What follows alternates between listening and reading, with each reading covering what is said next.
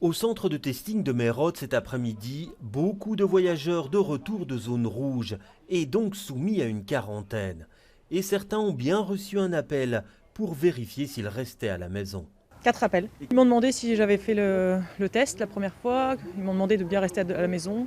Ils m'ont aussi rappelé pour savoir si mes filles avaient fait les tests, mais comme elles ont moins de 6 ans, on a convenu qu'il n'y avait pas besoin de faire de test. On m'a téléphoné le jour du retour, donc il y a 7 jours, et on m'a encore retéléphoné hier ou samedi. Mais pour d'autres, par contre, silence radio. Jamais appelé, non. Et toutes les infos en fait, que j'ai eues, c'est par mon employeur, donc, et il n'y a personne qui est venu à la maison non plus, donc j'aurais pu ne pas la respecter, mais voilà. Et vous l'avez respecté? Je l'ai respecté, oui, tout à fait, les 7 jours. Non, je n'ai pas eu de contact, mais je suis restée chez moi. Le respect de la quarantaine, c'est la région qui en assure le contrôle. Jusqu'à 5000 appels par jour passés par le call center. Mais une personne sur 2 répond seulement. Une vérification basée sur la bonne foi. Facile donc de la contourner.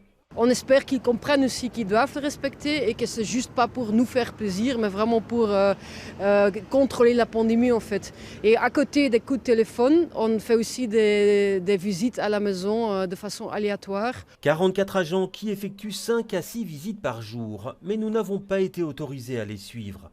Et pour ceux qui refusent de se faire tester et font de la résistance, une autre procédure est mise en place. À ce moment-là, on demande à notre médecin inspecteur d'hygiène de rappeler les gens et d'expliquer de nouveau à eux. Si à ce moment-là, ils veulent vraiment pas, alors on peut envoyer la police en fait pour faire une amende. Jusqu'ici toutefois, on n'en est pas encore arrivé à cette extrémité.